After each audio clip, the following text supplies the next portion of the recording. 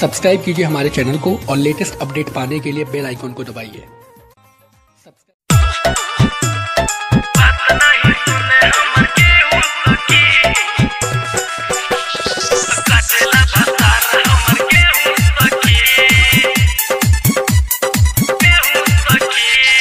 मछली music recording studio Vikram Jhajha.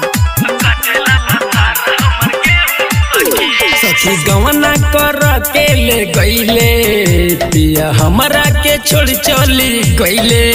ए सखी का कहो सखी गवना कर के ले गईले पिया हमरा के छोड़ चली गईले।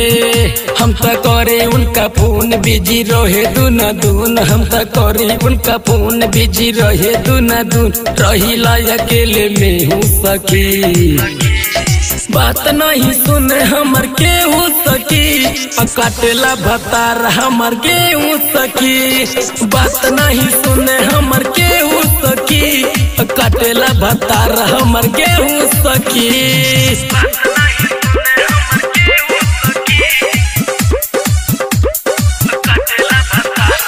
डीजे के राजा, डीजे के राजा।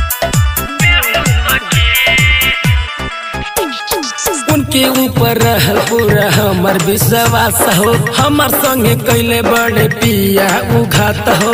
लागत कटे बतिनवा न रात हो, सखी हो बतिया कहिला जमन सच हो। उनके ऊपर रहल पूरा हमर विश्वास हो, हमर संगे कैले बड़े पिया उघात हो। लागत कटे बतिनवा न रात हो, सखी हो बतिया कहिला जमन सच हो।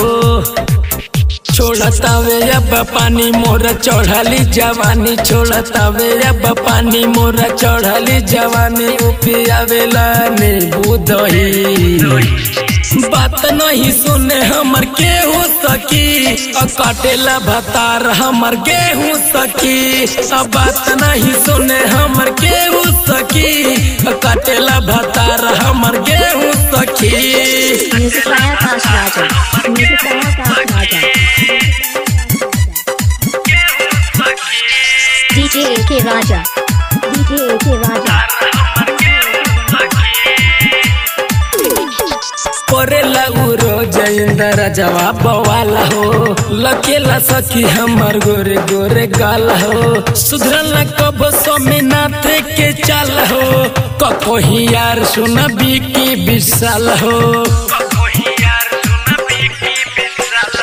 परेला रोज इंदर जवाब वाला हो, लकेला सखी हमर गोरे गोरे गाल हो। सुधरल कब स्वामीनाथ के चाल हो, कहीं यार सुन बिकी विशाल हो। उत दूर दूर रहेला बात नहीं समझेला, उत दूर दूर रहेला बात नहीं समझेला। कैसे रही में हूँ सखी